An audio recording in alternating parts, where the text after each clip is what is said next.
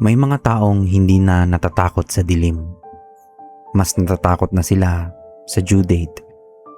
Mas natatakot sila sa tawag ng naniningil. Mas natatakot sila sa mensaheng nagsasabing, kailan ka magbabayad? May mga taong nakangiti pa rin sa harap ng pamilya nila. Pero kapag mag-isa na, doon nila nararamdaman ang bigat. Doon nila iniisip kung paano sila makakasurvive bukas. Doon nila iniisip kung saan kukuha ng pambayad. At doon nila iniisip kung paano nila mapapakain ang pamilya nila. Alam mo, habang ginagawa ko tong video na to, naaalala ko rin ang mga panahon sa buhay ko na sobrang hirap. Yung tipong bawat piso, ultimo sentimo, mahalaga. Yung tipong may mga bayarin kang hindi mo alam kung paano mo babayaran. Yung tipong gusto mong maging matatag, pero sa loob mo, natatakot ka rin. At siguro may nanonood ngayon na ganoon ang sitwasyon. Hindi mo na alam ang gagawin. Pagod ka na. Nagtatrabaho ka naman. Nagsisikap ka naman. Ginawa mo naman ang lahat. Pero parang hindi pa rin sapat. At ang masakit, hindi lang pera ang problema. Kasama na rin ang hiya. Kasama na rin ang stress. Kasama na rin ang takot. At kasama na rin ang pagkawala ng tulog. May mga taong gabi-gabing gising. Hindi dahil may pinapanood. Hindi dahil may kausap.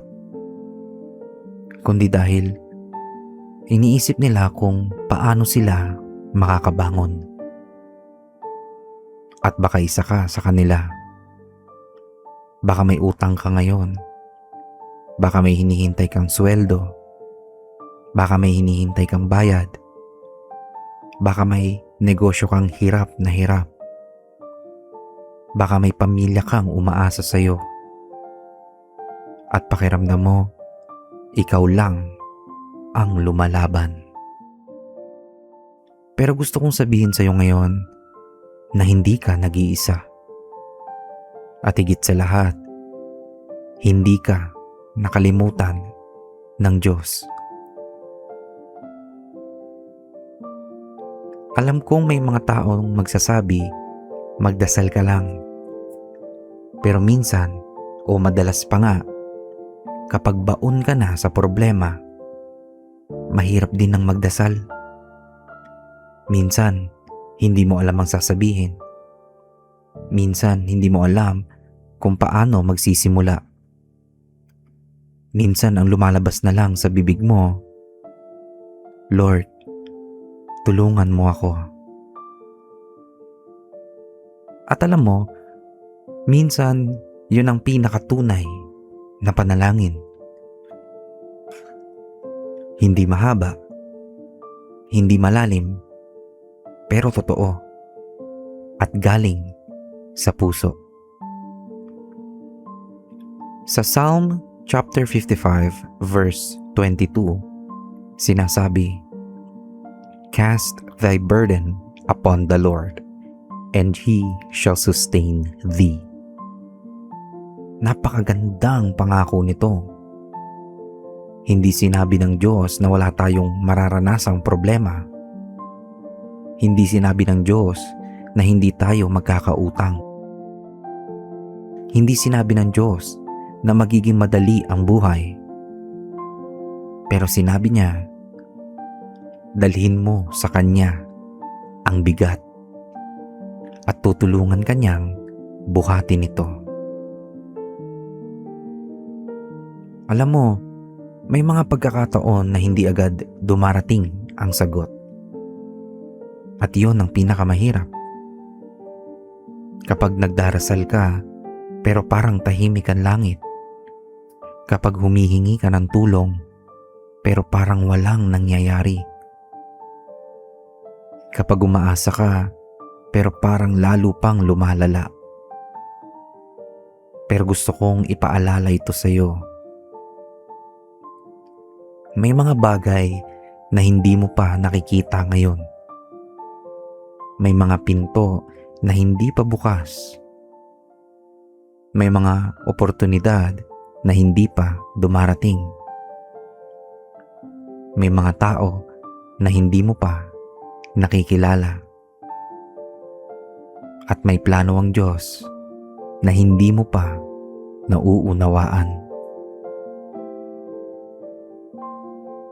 Kaya wag mong sukuan ang sarili mo.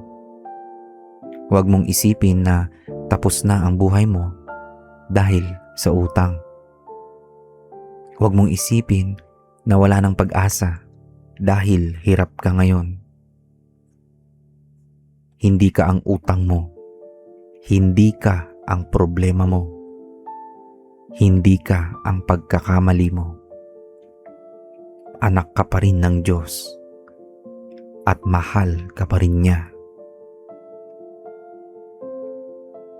Ngayon, gusto kong samahan ka sa isang panalangin. Manalangin tayo. Panginoong Hesus, dalangin ko po ang bawat taong nanonood ngayon, lalo na ang mga taong baon sa utang.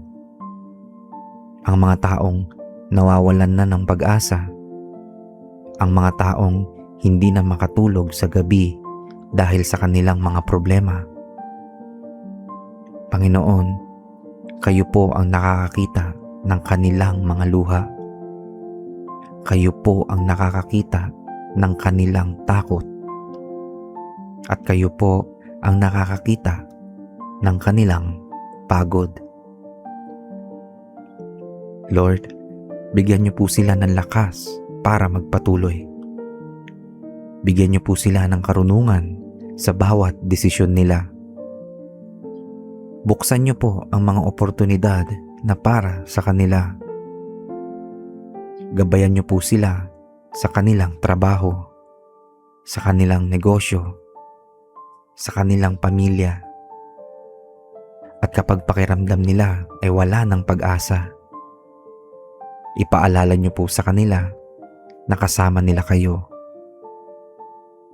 Hindi man agad mawala ang problema, bigyan niyo po sila ng kapayapaan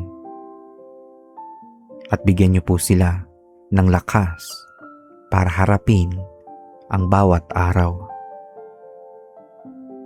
Maraming salamat po, Panginoon, sa pangalan ni Jesus. Amen.